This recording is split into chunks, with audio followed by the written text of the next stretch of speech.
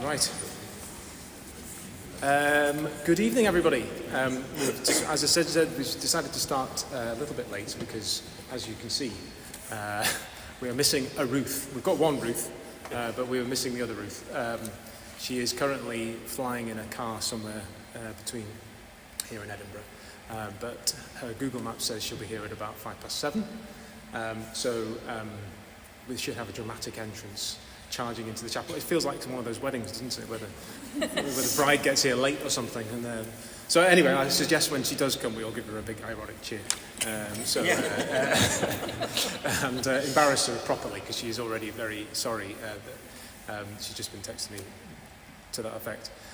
So we'll carry on for like 15-20 minutes. Ruth will come, and then we'll carry on talking. So first of all, just let me welcome you all to this evening's event. It's delighted so many of you have been able to make it out on what is a horrible evening. I was looking at the weather thinking, well, maybe one person that doesn't agree with equal marriage is God, but anyway, we'll maybe leave that one to another discussion. So let me just briefly introduce the event before I turn to our fantastic guests here this evening. So let me just put this to you to begin with. If I could summarize where a lot of people think about politics at the moment, it's that they think politics is rubbish, politicians can't be trusted, and everything's going to get worse, so what's the point in getting involved? That is broadly, I'd say, the kind of cynical viewpoint that we see in politics often at the moment. What the John Smith Centre does here at the university is to try and turn that on its head and make the argument that actually it is worth getting involved and that politics does make a difference, and often a very positive difference. Hence the reason why we have chosen this subject this evening, because I think if there's one issue that does demonstrate how you can make a genuine and big difference in politics, it's the way that equal marriage has evolved and come to fruition, not just in this country but around Europe and the world over the last 20, 30 years. I think it's genuinely been one of the most extraordinary social changes of our time. Today, same-sex couples are getting married here in this chapel. When this chapel was consecrated in 1929, I think we can all safely say that it would have been utterly outlandish. I think even in the 1990s, when I was a student here, the idea that you would have had same-sex couples getting married here would have seemed unlikely. Today, it's just normal. It just doesn't really pick up much interest at all. It's just part of the fabric of our society. And I would argue that the success of that social change has been twofold. It's obviously been a success for the couples who have been able to get married and also to have civil partnerships. But it's been a success in the way that it has brought the public with it. This has not been part of our modern culture wars. Actually, the statistics and the polls show us that there's an incredible level of consensus in society and an amazing change in society over the last 20 to 30 years. I was looking at the polling as recently as 2011. 42% of people, only 42% of the people in the UK supported equal marriage, and a majority were opposed. Compare that today, where now 80% of people say they support equal marriage. Equally, opposition since 2011 has fallen from 40% to just 14%. So this has been a very peaceful, consensual revolution in our social attitudes, and it's one that's been accepted by the vast majority of people. So this evening, what we're going to try and do is look back at that success and see what lessons can be learned, and then maybe ask a broader question too about how to do politics a little better. And in doing so, maybe inspire some of you, particularly the young people here, to get involved more. So to do that, we're joined by some terrific speakers that we're really honoured to have joined us this evening. Ruth Davidson, you'll all know, I'm sure, former leader of the Scottish Conservatives. She'll be joining us soon, my former boss. To our far left is Baroness Ruth Hunt, who was flown up from London just to be with us this evening. We're terrifically grateful. Ruth's the former CEO of Stonewall and one of the UK's best-known campaigners on equal rights. Formidable campaigner over the last 20, 25 years, Ruth? Yeah, okay, we won't go further than that. Yeah. And to my direct left is Professor Kelly Coleman from the University of Glasgow here, Professor of Politics, Political and International Studies, and author of The Same-Sex Union's Revolution in Western Democracy. So you have literally written the book on this subject. So we could not be more delighted that you've also given up your time this evening to speak to us. I'm here, by the way, just because obviously at the John Smith Centre we take diversity seriously. So obviously there had to be a man. We'll try to be inclusive of you. Sorry? We'll try and be inclusive. Thank you. It's really, really good of you. So we're going to try and break this into three chunks. To begin with, we're going to look back a little bit at where we came from. I talked about those statistics that we mentioned earlier about the opposition that did exist to same-sex marriage and indeed civil partnerships. So we're going to look back into the 70s, 80s, 90s, and again, particularly for the students in this room, just to get an understanding of the social context of the times back then. We're then going to look at the campaign itself and look at how it was won and how did campaigners like Ruth take people with them and change public opinion in such a remarkable way. And then we're going to look at today. We're going to wrap up by looking at today and ask what lessons this campaign has for today's politics. You know, arguably a much more fractured, polarised politics today. That'll take us 45 minutes or so. We'll then wrap up, have some questions, and then there will be teas and coffees at the back. So that's the way we're going to plan tonight. So I'm going to turn to Kelly, first of all, who, as I say, has studied this revolution, not just in the UK, but right across Europe. Kelly, you're going to just tell us a little bit about that context I was talking about. I don't know if I should just kind of place it a little bit. You know, just remember, here in the UK, we had Section 28 introduced as late as 1988. That was banning the promotion of homosexuality. In Scotland, homosexuality was only legalised in 1980, which I found astonishing when I was just researching this. So I'm guessing that the very idea of same-sex marriage, with people having the same rights, felt a little bit far off in those times. Yeah. How far do you want me to go back? Well, I think it'd be good to go back, the 70s and 80s and so on, right. or however far you wish. Well, I'll start with what I've got, and then we can elaborate. Absolutely. From there. So thanks for the introduction. Also, thanks for organizing this and inviting me to be part of it. It's great. So as a political scientist, I don't actually always get to. Oftentimes, I email people and ask them for, can I interview you? Can I talk to you? And oftentimes, I get told no. So it's great when I can actually. Did I say no? No, you did not. Okay. to my knowledge, good. Or certainly, my ethics clearance would not allow me to say if you had. Oh yeah, no, that's okay. So I was, as the academic, obviously on the panel, and someone who's, as Eddie has kindly kind of outlined, who studies LGBT rights politics, but relationship recognition in particular. I'm kind of here to set context, I think. I wasn't thinking of going way back to the 1970s, but we can, if people are interested in that, for sure. But I'll just kind of give the political context in which I think that campaign for equal marriage, which of course did happen in England and Wales as well, but happened up here in Scotland. And maybe then just to, eventually I think we'll reflect on what have been some of the political consequences, perhaps, of that as well. So, as Eddie has actually said quite a bit of what I've been planning. Oh, right, sorry. But no, it's good that we agree, though. At least it's, as I said, that it tells us a similar story, I think, which is today, I think equal marriage across the UK, but certainly in Scotland, I think has a taken for granted kind of quality. It's not really questioned.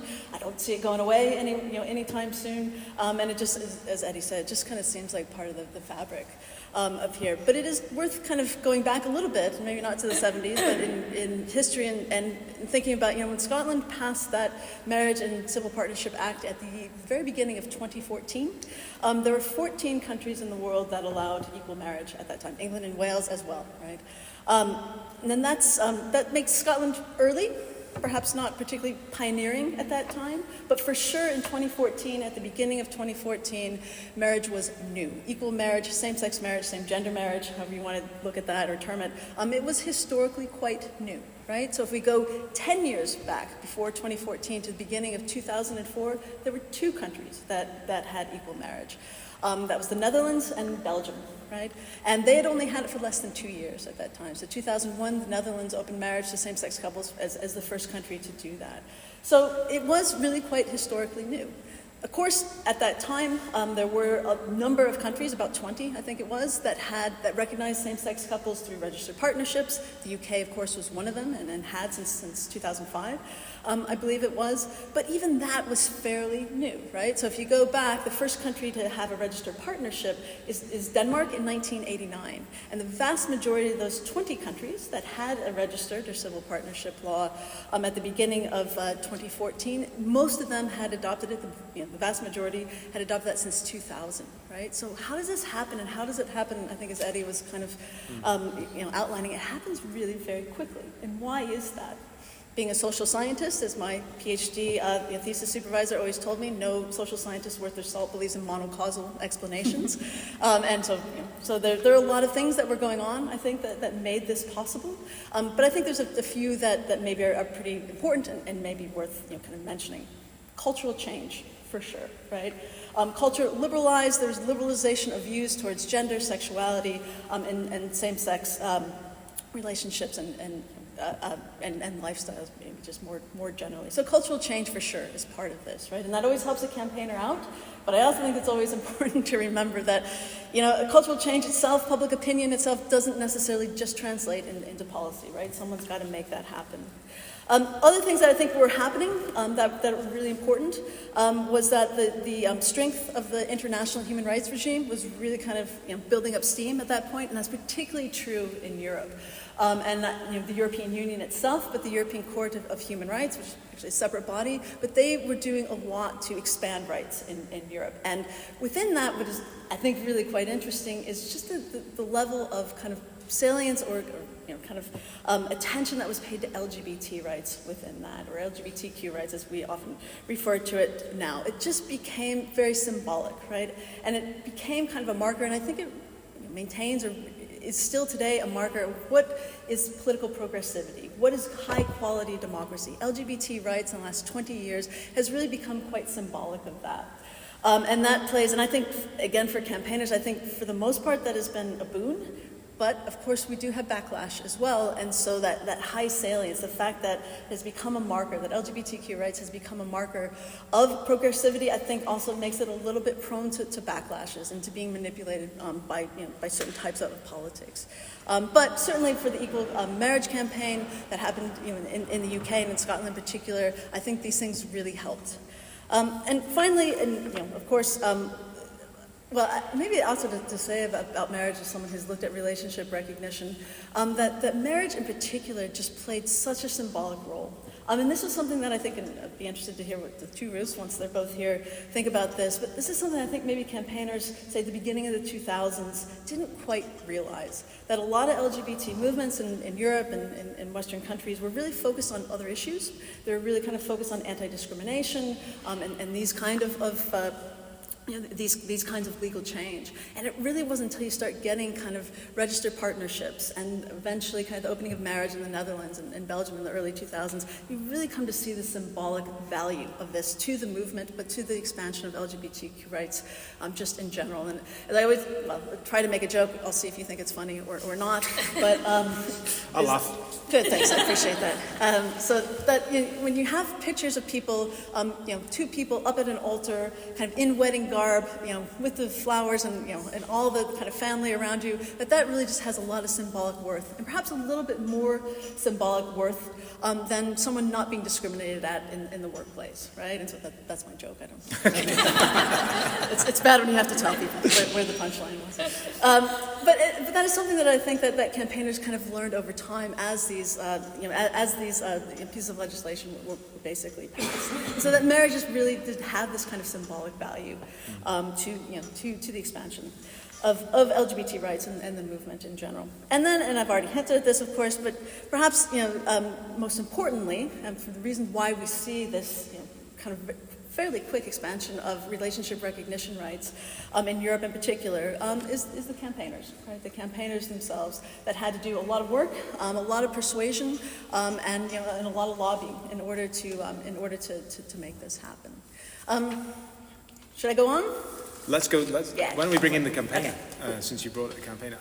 Ruth, I have been watching the West Wing with my daughter over the last couple because she loves politics, and what's really noticeable about that is how progressive politicians in Bartlett's White House are all like, yeah, we believe in same-sex marriage, but no, we're not going there, because it's just like, that's completely off limits. And that's 2005 kind of period. You were actively involved then in that kind of campaign and trying to kind of progress these things against what must have been massive headwinds. I think it's easy to look back and think there was a clear narrative, so I'm going to be really careful that I don't do that. But without being too kind of Jackanory, I came out in 1993, so I was 13 in Cardiff, and my mum and dad had a clever daughter who was going to go to university, possibly outside Wales, right? So it was kind of a big thing. And their understanding of homosexuality, which is the words they'd have used then, was the insurance form that said to my dad that if he'd had a relationship with a man, he couldn't get life insurance. It would have been the headlines in the papers about HIV, and it would have been Section 28. And Section 28 prevented the promotion of homosexuality in schools, and it was 2A in Scotland. You had your own version, as ever. Same thing, different font. So I was in school in an environment where you couldn't talk about this stuff. Yeah. And I remember my English teacher when we were doing I Know Why the Cage Bird Sings by Maya Angelou. That was our one black author who wasn't Welsh. In I Know Why the Cage Bird Sings, Maya Angelou thinks she's a lesbian, and she has sex with a man to test if she's a lesbian, and she gets pregnant. And my old English teacher looked over his glasses and he said, if there's any young girl in this class who thinks she might be a lesbian, you don't need to sleep with a man. And that was, it was so powerful and electrifying, and that was the extent of my sex ed, right? So the context in which we were operating then was very different. But at that time, Ian McKellen went to see John Major at the founding of Stonewall and said to John Major, these are the 10 things we want. And those 10 things were the rights for gay people to serve in the military, because arguably, and we see this in an international context, when people see that gay people will die for their country, that is arguably more powerful than seeing them getting married. So there's something about the patriotism of gay people willing to die that we knew was a big one. Adoption, the right to access goods and services, the right to not be discriminated against in the workplace, age of consent, the Human Fertilisation and Embryology Act, very geeky, very important, made us better than Canada in our rights and responsibilities. So all this stuff, and civil partnership was one of them. And John Major, to his credit, went, I will do this. And of course, John Major didn't last. In '97, Blair came in, and Blair said, I will do this.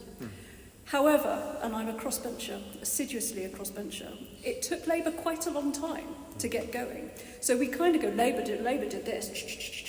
Not in the first 5 years, they didn't. And they relied on European legislation to introduce, to make it possible to not be discriminated against in the workplace. So that came from Europe, it didn't come from the UK. Section 28 didn't go until around 2002. Age of consent got bashed in the Lords and back again until the Parliament Act. So civil partnership in 2004 was huge, but it took 7 years. Yeah. Right? Yeah. So there's a kind of narrative that was the kind of, it is a new dawn, is it not? It is a new dawn, is it not? But we took a while to get there despite that majority. And I think the thing about civil partnership, arguably civil partnership was far more radical than marriage was, I'd argue. Civil partnership, we'd had some partnership registers in different local authorities and things like that, but civil partnership was the thing that did it. And that was the thing that made grandmas know then their grandsons could get married and be happy. So it was a very we're just like you moment, which arguably has not stood us in good stead for the backlash, because our response was, we're just like straight people. We want to pay taxes, we want to have babies, we want to be just like you, nothing odd or queer about us. And I remember in the Stonewall early days, we weren't allowed to wear the ribbons because that reminded people that we were a bit odd, right? So we were all normal. And in my early campaigning days, the feedback to me was, be a bit less gay, Ruth, because you won't go down well with politicians. Wear a softer blouse, get your ears pierced. Have you thought about makeup? Grow your hair a little bit. We don't want to frighten the horses. So it was a deeply assimilationist movement. And over the last 5 years, so my technique, my approach, my way of campaigning, which has always been being inside, working alongside. I hate being outside with a banner. It's cold, it's grim, it's not me at all. But my stock has gone up and down over the last 10 years. So Theresa May put me in the House of Lords. I can tell you now, Kemi Badenoch and Liz Truss were not asking for meetings with me. Suddenly I was the kind of wokerati. Well, I would have met them. I absolutely would have met them. I would have absolutely met them. So I went, so where gay rights sits is a bit of a bellwether and is a bit of a, what is acceptable and what is palatable changes. And I'm really struck by the footballers at the moment who are wearing the rainbow armbands but writing messages on them. Mm-hmm. And when we ran the Rainbow Laces campaign, which I think was the single most successful campaign I ran at Stonewall, to be honest, more than marriage, because we partnered with Lucky Generals and Paddy Power. We're right behind you gay footballers. I mean, it was all a little bit, we're one tweet away from being cancelled, even in those days, you know what I mean? But everybody wore the rainbow laces and the rainbow armbands, and now there's a bit of pushback on that. And I'm very relaxed about that, but I think there was a certain time and moment, and securing marriage in 2014, and we'll talk later about how we were very polite to those who disagreed with us. It's incredibly easy to be magnanimous when you've got the support of the Prime Minister and the Cabinet. And what you see now, where we are continuing to ask for things that in 2017 were perfectly reasonable, are now considered to be so out with the scope of what is acceptable. The tone has changed. And activists are therefore more angry and are more outside shouting. And I've spent the last 5 years in something of an identity crisis, and a bit in purgatory really. It's like, am I still a gay rights activist? Is this who I am? What am I doing? Who am I in the Lords? Because I'm too gay for the Lords really, and too young, but woman but not quite woman enough, and I'm a crossbench, which is a very lonely role really. You don't have any mates. So there's a kind of, who am I here? What am I doing here? And then Labour's back and I'm like, all right. Okay, I can come back and have a bit of fun. Let's talk conversion practices. So it's I feel a bit individually strong by the ebbs and fortunes of gay rights. But I think 2014 was easier because of what came before. But that was not a smooth ride, despite what Labour might say. I got a question for both of you about kind of how do you bring about. We talked in my introduction about how do you bring about change. And I was reading about Peter Tatchell and his kind of, the role he played in all of this. And he began by, in the early 90s, I think he famously brought some gay men and lesbian women to a registry office to get them to see if they could actually register their marriages. And of course they were turned down, and it was a great publicity ploy, and it's a good way to demonstrate, look how there is this injustice.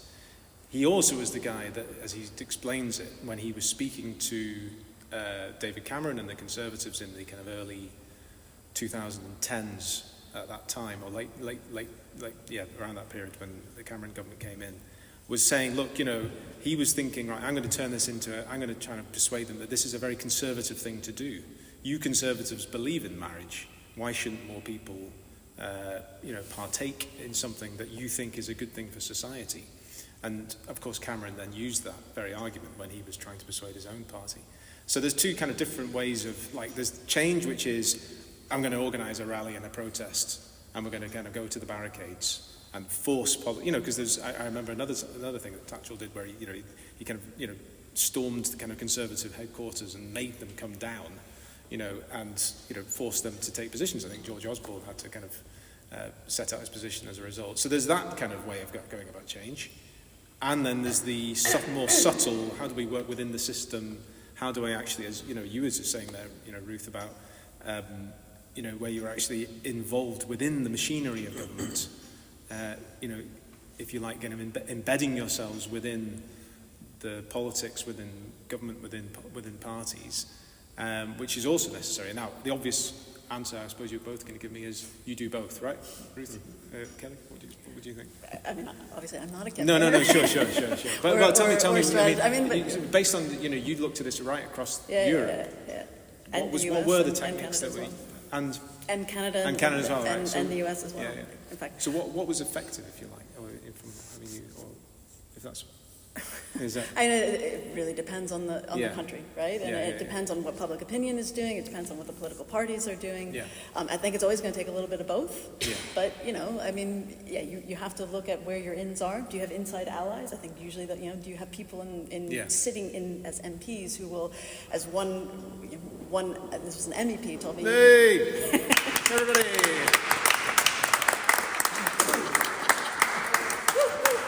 The bride is late to the wedding. Oh, if only I could find someone to marry me.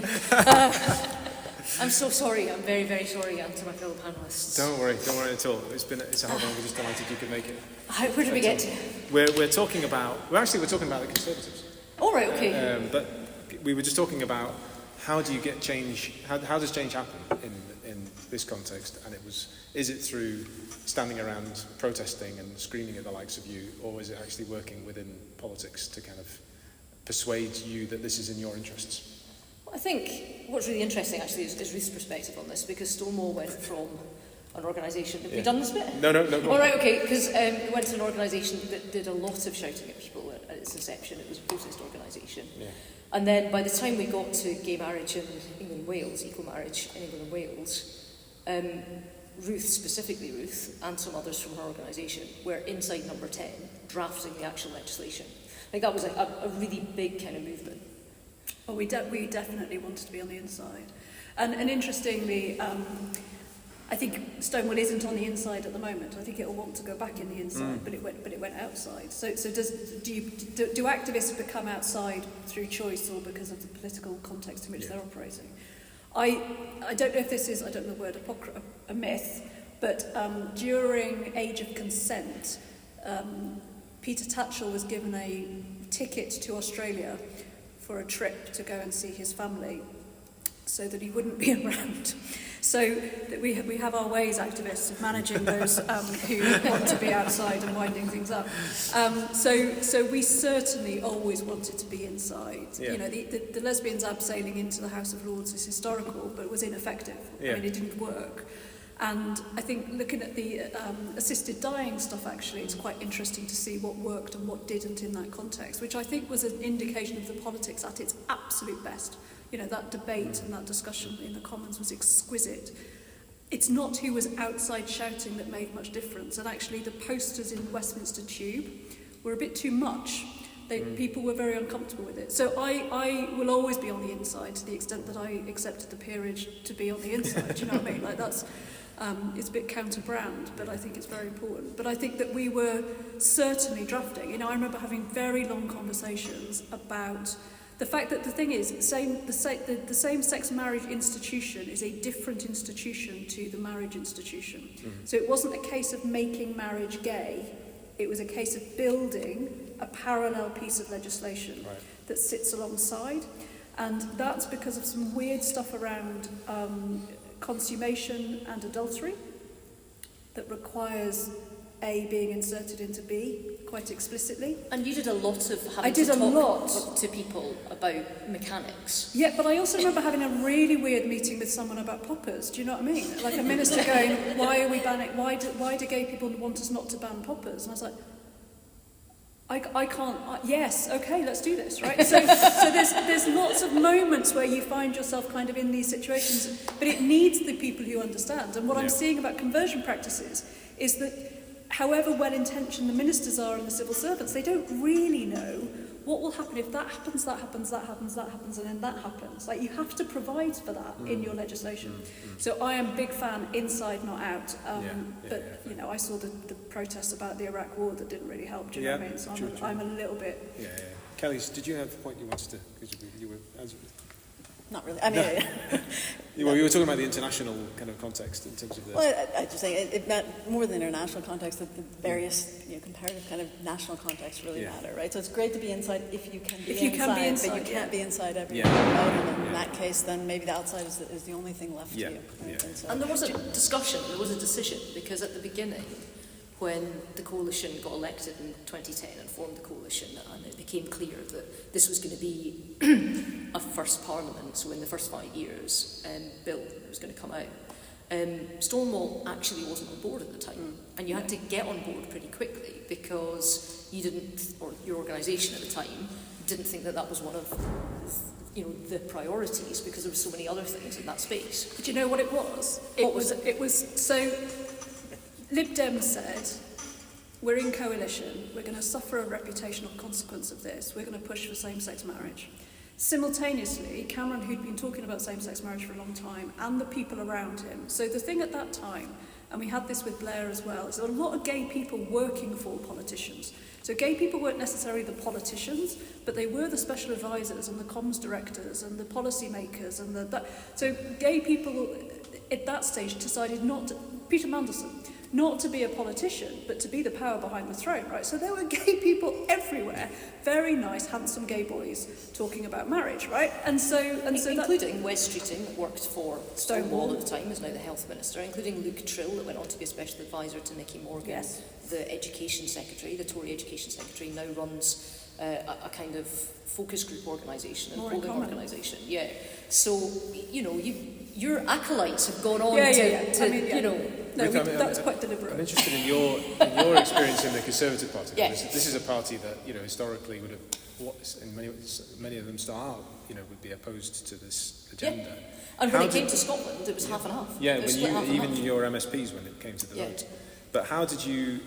What were the arguments that you used that you found to be effective when it came to persuading an organisation like the Conservative Party to come to your side of this? Well, talking about, actually kind of taking the Cameron playbook, so he made his pitch to become leader off the back of being a different type of Conservative. So it was about Conservative values where, yes, we would make sure that we were terribly managerial and efficient on the economy, but actually government gets to stay out the rest of your life. And also talking about his deep appreciation of marriage and why he thought marriage was a good thing. It was a good thing for Conservative reasons. And therefore, because it was a good thing, why wouldn't you extend it to more people? So he kind of reversed almost like the ground that he took. Was there a bit of politics as well? That he was trying to decontaminate the brand and all that?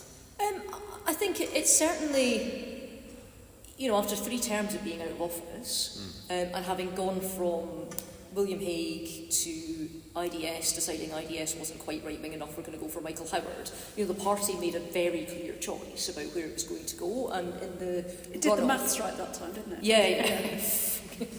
Careful, it's a bit too raw, a bit too soon. We've got 7, what do we do? Let's get rid of the centrist candidate, let's do that. Yeah. I mean, just rip that plaster right off the other side. Cheers. Thanks. Where was I? We were talking about why James Cleverly managed not to get elected. No, we weren't talking about because that. Tories can't count. No, sorry. So it's differentiation, because the two that were in the fight were David Davis and David Cameron. And David Cameron at that time was in his 30s. Yeah. He'd been in Parliament for about 5 minutes. David Davis was absolutely front runner, and they did their big kind of pitch to conference, and he did a kind of no notes, jizzy jazzy, and modern Blair light type thing, but pitched it on, look, this is what Conservatives should be saying. This is how we get people back, because we need people that have voted Labour to vote for us, or we don't win. Yeah. And the party was in a place where, this nice, clean-cut family man could speak the Tory language, but also look like a winner, and actually we quite like winning. Yeah. Quite a lot of Labour people, both inside the party and in electoral politics, really like being able to be pure and to shout really loudly and say that everything else is a betrayal. Yeah. We really like power. Yeah. Like, we like to win. Yes. I mean, I don't know what I was doing for my entire political career, because I never have. I was in opposition. But you gave it a good go. I should say that we used to work together. But anyway. Yeah. And then you went off to work for Gordon Brown, so you've swapped lots of different colours. But yeah, so I think for me, when I was kind of making the argument at the time, I actually based it quite personally, because at that time I was the only openly gay leader of a major political party anywhere in the United Kingdom, and it seemed kind of anachronistic, and also to not talk about that. But also, none of my MSPs really wanted me to be their leader, so I couldn't really speak on their behalf, and they were also a split group. So of our entire parliamentary group, I only had 2 votes for me to be leader. So I was leading a party who all wanted the other guy, who was very Christian and very against this, to be in charge. So sort of spoke to them about the fact that this was my belief. It was a free vote, you could vote any way you liked. I would not speak on behalf of the party, but I would speak on behalf of myself. So I rooted it very much in where I was. And talking about the value that I saw in marriage, in my parents' marriage, and why I wanted it to be the same, and why actually it kind of wasn't okay to tell gay people in Scotland that you're good enough to teach in our schools, you're good enough to shed blood in our army and defend the nation, you're good enough, you know, to do all of these, and to, you know, wipe people's bums and do their operations in hospitals, but you're not good enough to marry the person you love. Like that's the last point of difference, and it's the last point where, you know, a kid goes into the playground the next day when they pass that bill and could stand up and say, do you know what, actually I'm as good as anybody else here. In every part of my life. Every part of my life, I am as good as you. Yeah. And that matters. Like, it really matters. But you were massively symbolic of the changes that were happening in the Conservative Party then, in a way that I think you underestimated at the time. So we've known each other for that decade, really. Yeah. And I think that, to your point, I think that that's something that couldn't have been planned. Well, maybe it was. Maybe so kind of it was a gift to Cameron that he had this vision of the new Conservative Party, and there were you negotiating and navigating a very broad church in the most generous terms of what is the Conservative Party in Scotland, right? Yeah. And leading it, and that as an image that from a media comms point of view, that as an image was more powerful than I think you appreciated then, and is that appreciate from now. a social science point of view? Is that correct? That it's almost that the change happens when you see role models, friends, etc. You know, is there something to it? I'm not really sure what the social science question is, but right. Of course, politics matters, you know, a bit. And in this case, particularly in relationship recognition, I think the demonstration effect mattered hugely, both from the things that, you know, sort of talking about, just seeing two people up there, you know, in a ceremony that people actually, you know, we kind of thought we were done with marriage, but we're not. We kind of like it, you know. We still kind of see, you know, get good feelings with it, and that I think was hugely important. And as I said, I think that's what, you know, kind of campaigns learned over time. You know, the work that I've done has looked at demonstration effect also in other countries, right? And I do think that this mattered hugely. If you go back, and I can now go back to the 1970s, there were always occasionally kind of court cases, because a lot of marriage laws don't actually say one man, one woman in countries. Some of them do, but many of them don't. And so people kind of, you know, rock up to registry offices or to, you know, wherever, the Justice of the Peace in the US, and apply for a marriage certificate, you know, and they would be turned down, and then there would be a court case about it. There was a famous one in Minnesota, for example, in the end of the 1970s, I think. But there were also throughout Europe. I think the Netherlands had one only like 10, maybe 20 years before they eventually became the first country to open marriage. And you look at what they say in these court cases, and they just say there's nothing. They don't even engage with the discrimination arguments. They just say it's not possible. We know that, you know, marriage is one man, one woman, and that's all. And these are jurists who are saying this, you know. And so the demonstration effect, when you see that actually, you know what, you can do it, and the sky doesn't fall down, right? And for politicians, I think what they found is that they don't get elected out of office very often either. And public opinion tends to get better after these registered partnerships at first, but then, you know, the opening of marriage later. Right. And so, and I think that kind of demonstration effect was really important to this. I think there's an element to this that was maybe mentioned before I got here, but that both David Cameron and I talked about the fact that we were Christian, and that gave a certain element of permission in some places, or it soothed kind of fevered rows. And actually, apart from the fact that for at least the first year and a half that I was elected, the Daily Mail just said lesbian kickboxer Ruth Davidson, and that was the only adjectives they ever used in front of my name. The fact that if people knew anything at all about my hinterland, it was that I'd been a Sunday school teacher, that I came from the church, I was ordained in the church, not ordained, I was became a member of the Church of Scotland, and I was from the establishment church in Scotland, in the same way that, although David Cameron's not overtly religious, he's very culturally religious, and he goes to the Church of England, and I talked about that, and I talked about his faith and was seen going to church and things like that. So there was this idea that it was something that you know, some of the arguments that we used against it, and we don't really think of Scotland as being the most religious country in the world when you look at some of our neighbours, you know, like my partner is from Ireland and things like that. Yeah.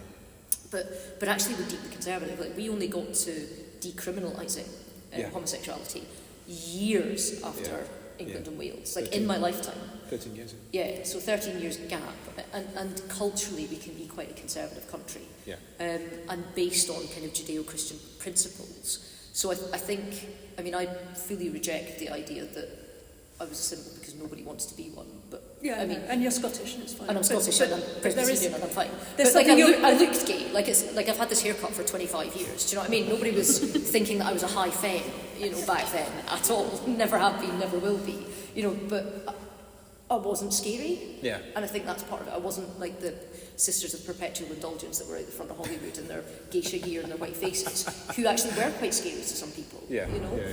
So I think it was that, and God bless Claire Balding, who made it easier for all of us. Do you know, National Treasure Claire There were a Balding lot and of Sandy good, Toksvig. there were a lot of good gays. There's a lot we of good basically gays. just pushed out good gays. Yeah, good gays. Good game. Wow. Yeah. Was there a factory somewhere?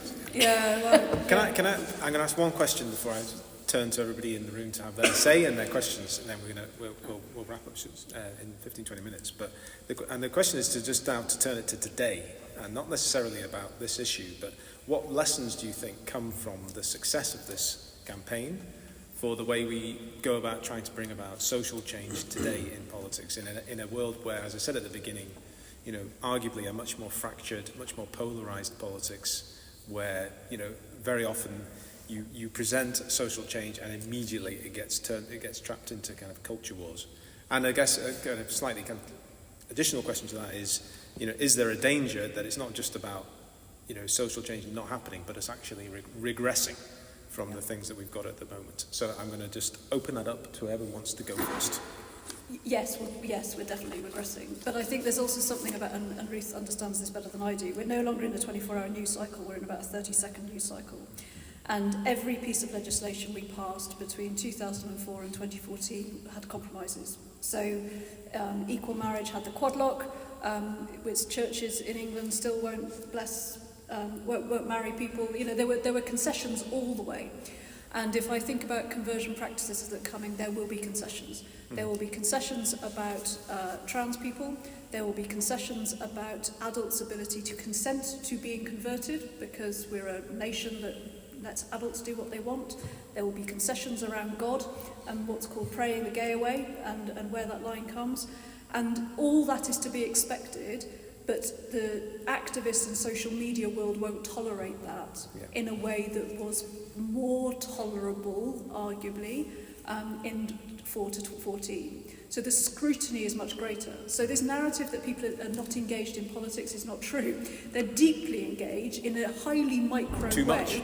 Well, no, because I mean, you know, the House of Lords is a very democratic institution, so I believe in democracy. But there's something about the scrutiny and then the misunderstandings that come about, but puts everybody a little bit at edge. Because what happened when same-sex marriage passed is everyone went, thank you so much. Like, you are so good, you politician. Cameron, legacy, right there, mate. Yeah. No one said, but what about the quadlock? Really? Do you know what I mean? There might have been some voices here. Now there is no winning. So why would a politician take a punt on conversion practices, Gender Recognition Act, complex, gritty, nitty stuff when they're just going to get attacked for it? So there is a disincentive to do any of this stuff that I think is very, very difficult to manage from an activist campaign. Do you, Ruth and Kelly, blame that kind of social media world that we're in now, lack of attention span, the fact that there's just this barrage coming at you that wasn't there 20 years ago? I mean, I'm not going to say anything particularly original that. I think obviously the medium changes the way in which you give a message, it changes the way in which you're able to explain yourself, it changes the frequency that you can give a message, it changes the incoming fire that you have, it changes all of that. But I think fundamentally when it comes to great social change, there's two, maybe three ways of doing it. You either have the public miles ahead of where the law is and the law catches up, and actually that's what we're seeing now with assisted dying. And for 15, 20 years it's been a majority for this. It's been as high as in the mid-80s in the past in terms of support for it. And actually the politicians are catching up with that, and weirdly as the scrutiny happens you're seeing those numbers fall because you've got people that are worried and attacking it and what if and what if and what if. And you see the sort of legislation that leads public opinion, and that public opinion changes once they see it. So things like the death penalty, things like votes for women, you know, all of these great social changes, they came against the will of the country. But then the country caught up. What was interesting for me about equal marriage was that actually you saw progression almost together. And that while we'd seen it happen in other places around the world, and I think it mattered for the ease in which it passed in Scotland, particularly given how divided Scotland was in 2014 prior to the referendum, and that it passed in quite an easy manner. It was something we quite, in a weird way, those of us that supported it, quite enjoyed being able to work with people that we were shouting at the rest of the time. Yes. It helped us that it had already passed in England and Wales, and unlike the smoking ban, and unlike plastic bags, and unlike all this other stuff, Scotland didn't go first. I think that was partly because Alex Salmond is a very different politician to Nicola Sturgeon. If she'd been the First Minister, I think she would have wanted to go first. I think he was happy to hang back because he was less comfortable in this space. But I mean, you know, how do you rejudge the past? But what was interesting was, although there was support for this among the public and majority support for it, you actually saw that support grow in Scotland as this went past all the stages. And what was interesting for me was my partner, you know, is not very political at all, and I would never sort of fear to tread in another country's sort of area. But one thing she asked me to do was, when the referendum came in Ireland, was for us to jointly do some things in Irish media. And that's the sort of one time she's put her toe in the water on political things, because it mattered so much. And watching the way public opinion changed during that, and the way the politicians did everything to facilitate that. So putting it on a bank holiday, the vote, so that young people could come home to vote, having the hashtag home to vote kind of campaign, where, you know, all of these people in their sort of 20s and 30s and, you know, Paris and London and all these places, like, did fly home just to cast their ballot to fly back out again. It made a difference, and it made a difference because I think it was only 2 of the counties voted against gay marriage in Ireland. Wow. So over 30 voted for it, and like places with no cities in them, and that was so reassuring. My partner left Ireland in her early 20s and had never wanted to go back because she thought there was no place for her, coming from a rural southeast sort of area. And she was so affected by the fact it wasn't just Dublin and Cork and Galway, the university towns, it was everywhere. It made a massive difference. Kelly? Yeah, I mean, I was comparing that time, 2014, to now. I mean, well, it's difficult to do, I guess, in some ways, and of course it depends on.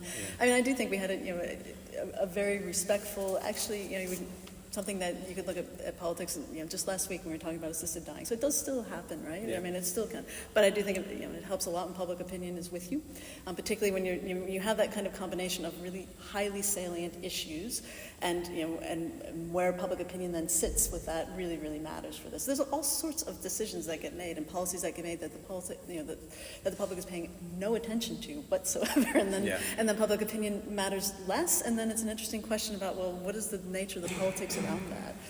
But I think but so different issues obviously today than we were talking about in equal marriage. In different times, right? I mean, obviously we're living in more polarized times, even in the UK, and those things matter. And and I think social media is part of that. But I also think you have to look at the how responsible are leads today as well, and are they manipulating some of these things that they can or not? And I think that's really important. And that way maybe these times are a little bit different than back in 2014. Although it's interesting, I had forgotten that was taking place during the referendum year, of course. Well, quite a bit before. So maybe I should. So we passed it right around Burns Night, because I ended up having to most of it actually happened in 2013. Right? So we passed it right at the end of January, beginning of February.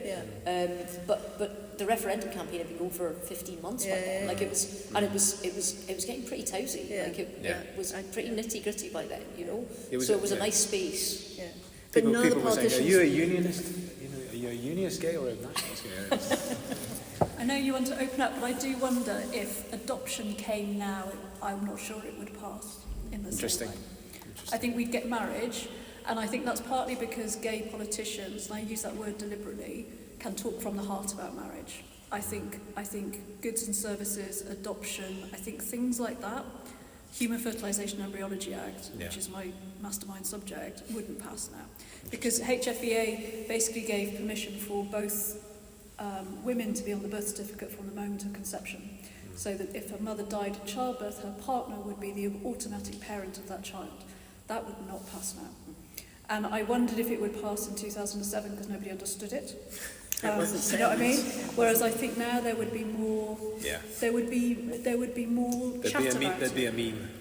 But I also passed in 2007 because a Labour government brought it forward. I don't think that would have passed. It might have passed in the very early 2010 to 2013-14 period, but I don't think after that. No. I think there was a window, and I think, you know, somebody who's enormously grateful for the changes to the HFEA, the fact that you're treated the same, the fact that you get the same number of rounds of IVF, the fact that you have the same restrictions, an openness to it, the fact that there is literally no difference in law between myself as the genetic birth mother of my son and, you know, my partner who's the primary carer for my son.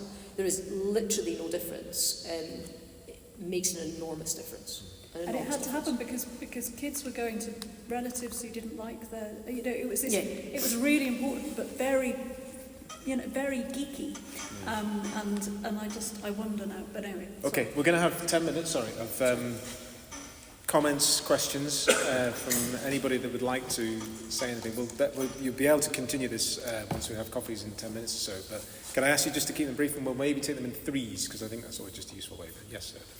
Hi there, I'm Malcolm Clark. I helped set up an organisation called LGB Alliance, and I would put a different perspective on this, which is, I think, although it was a huge success, obviously, equal marriage, it did something terribly toxic to what was then the LGB movement and is now the LGBT and all the other letters movement, which was described by a trans Congress woman, Sarah McBride, just last week. They were talking about the effect of gay marriage, and they said they found in America, and I think it was here, that they could convince people because there was a common relationship between straight people, gay people. Everybody knew what it was like to have a wedding and to have a marriage. They understood the importance. And then when the gay movement started talking about trans rights and focusing a great deal on trans rights, Sarah McBride said suddenly the public didn't really understand. They were not gender identity wasn't something the public really understood. But the public decided, Sarah said, to just go with it because we don't want to be wrong again. We were wrong the last time, and we don't want to be wrong this time. We trust the gay movement because you were right the last time, so we'll trust you on trans rights. Unfortunately, the problem was we weren't right when we started talking about puberty blockers. We weren't right when we started talking about the suicide levels. I mean, you particularly, Ruth, I've seen the interview where you said that 50% of kids who don't get puberty blockers but want them will commit suicide. Could we, sorry, I don't mean to be rude, it's just we're then trying to get everybody else in as well. So I'd like you to respond to this sort of toxic way in which the gay movement then developed. Okay, Gordon. Just a brief point around the transition from civil partnerships to marriage. I was in a civil partnership and I'm now married to the same person. Good. That's a relief. Civil partnerships were a great step forward in my view, and I think that's generally understood in terms of rights, but it was a compromise. It wasn't marriage, because a lot of people objected to same-sex people actually being married, and in particular churches objected to that. That was a step too far. It's fine to give people rights, but not really to have them being married. So I was a bit bemused when marriage came in and I chose to Upgrade. To marriage. But some people wanted to hold on to civil partnerships. Yeah. And it did extend access to civil partnerships to straight couples. Because civil partnership had always seemed to me to be a bit of a compromise and not quite equal. So why should civil partnerships still be on the statute books when they're fundamentally a compromise which entrenched, at least to an extent, inequality? Any students want to make a quick point? I don't know. So if we've got some students at the back there. Anyone? Yes?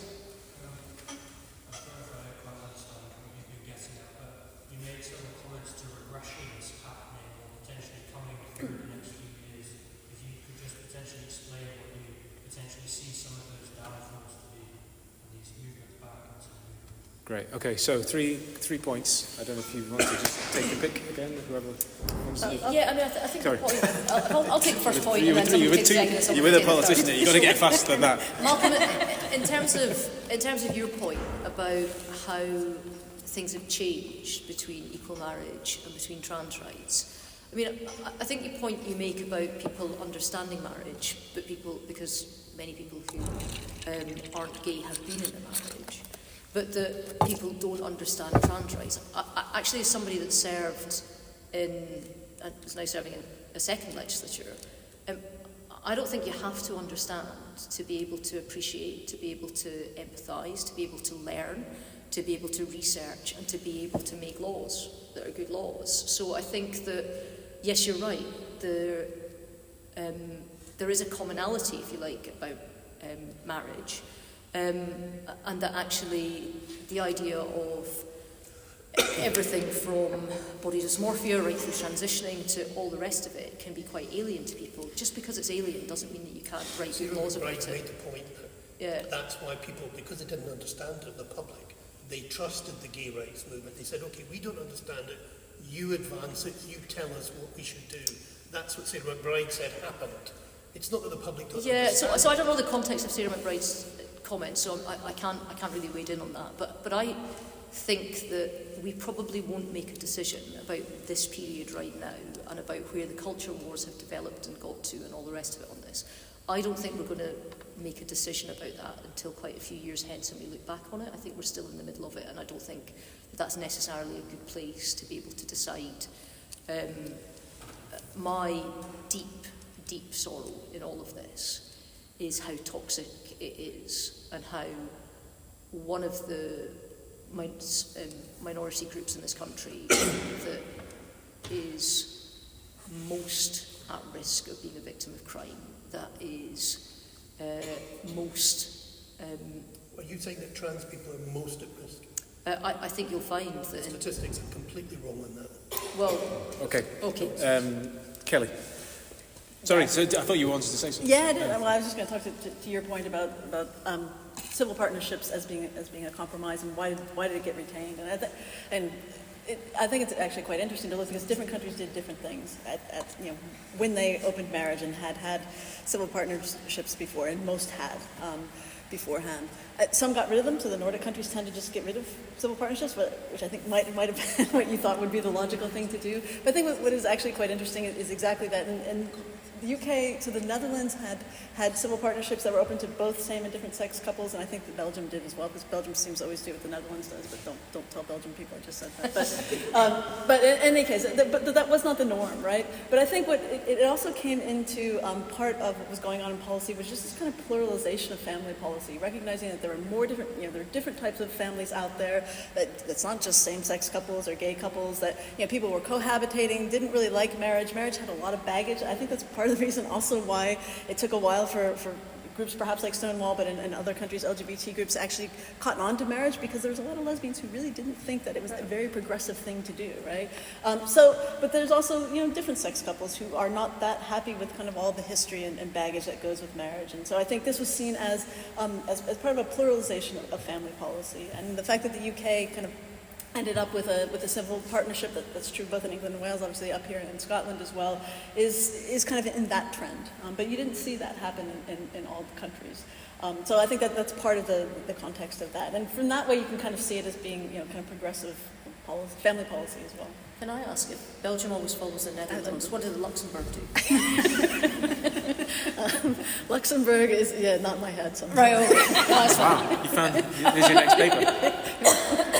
Or not. I think civil partnerships are really important to a lot of people. Symbolically, in confidence in this room, my partner wanted a civil partnership, not a marriage, and that was very important to her. She's an older woman and thinks marriage is a patriarchal construct designed for men, by men, with men in mind. So civil partnership was what she wanted. And She's not that much older than you. She's 10 years older than me. Come on. She's not an older woman. That makes it sound like she's Helen Mirren. No, but do you know what I mean? She's Interesting part of choice. she's part of that stuff, right? But I'm Something about my age, right? So I'm Christian. So so lots of the people, so I spend a lot of time talking to people in the church who are very anti-LGBT stuff. So lots of really good quality conversations and disagreeing well. I think that how you disagree is really important, and I have a limited respect for those who bully and harass people. And I've not experienced that in the Church of England. And they all thought I'd opted for a civil partnership for faith reasons, not because my partner is a feminist and utterly indifferent about God. So kind of there's lots of reasons why I think people wanted it and why it was kept.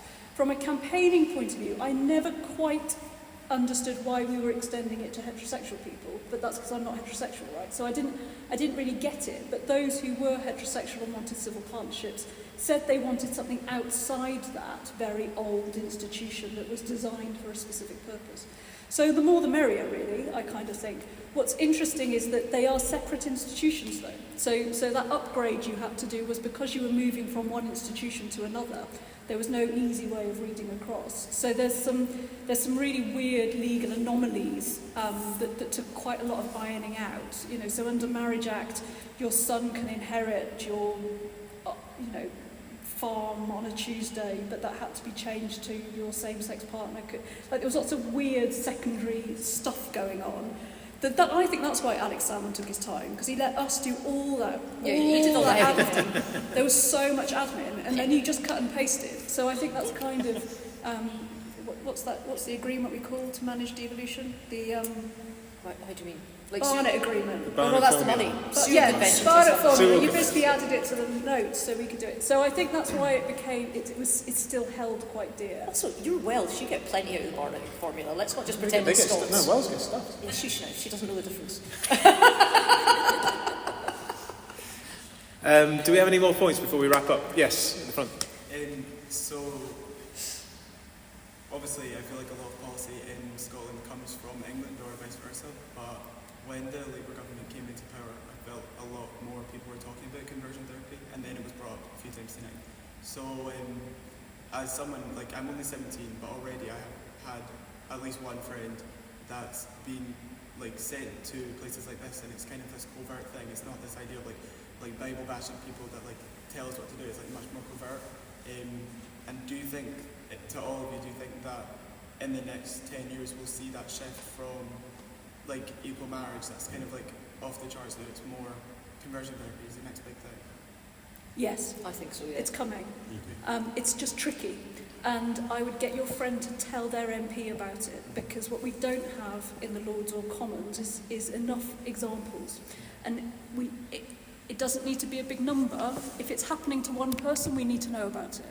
And I think that what's going on with conversion practices is that it is a bit vague for people to hold on to. So there is broad agreement that nobody should be experiencing what your friend has experienced. I think what we're struggling to do is define what that looks like, and where domestic violence legislation begins and ends, and where hate crime discrimination begins and ends. So there's something about what's the gap in the middle, and how do we cover it, and what does that look like, and what does torture look like, and how do we define it in British law, how do we regulate therapists when we don't regulate therapists. So there's quite a lot of, there's the will, there's just some it's technically quite tricky, but it was very explicitly in the Labour manifesto. Everything, all the signs indicate that it's coming in the next 12 months. And I think that the substantive elements of that law will pass very easily. And there's pressure too. You've got some campaigning journalists like Paul Brand from ITV who will absolutely be like a dog with a bone on this, and has been in the last government and will be in this one. Yeah. So, Labour know that they can't just say they're going to do it and then it gets lost in the mix, and it goes into like a next term kind of project, because the kind of backlash will be quite loud, but it's really tricky, and where the devil is going to be is in the opt-outs and the carve-outs, and how broad their scope is or how narrow their scope is, and whether that means the efficacy of this. The will is there, the general agreement is there, how you make the mechanics of it work. Yeah. I mean, can an adult consent? So if an adult asks to go to something that is in effect conversion practice, are they able to consent to that? And that's quite murky law, right? So I think we'll get there because there's enough clever people working on it, right? But so part of my efforts in the next couple of years is going to be working all that out, I think. So maybe that's our next event in a couple of years' time, and we'll come back to see how Ruth's got on I'm hoping to have with another her event efforts. before 2 years' time. Well, John Smith should be well, doing we'll do- a higher okay, tempo on this events. subject. Right, okay. Yeah, that's it for the next 2 years. Yeah. Okay. By the way, thanks. Right, listen, everybody, I'm really sorry to wrap it up because we're going to have half an hour for like teas and coffees before, unfortunately, some of us have to dash. So I'm going to just wind it up now. But on your behalf, let me just say thanks very much. Well, thanks usually to the three panellists who have travelled the long distances in the case of the two Ruths, but more importantly, come to and also brave this terrible weather. So to Ruth, Kelly, and Ruth, on your behalf, thank you so much. So, teas and coffees.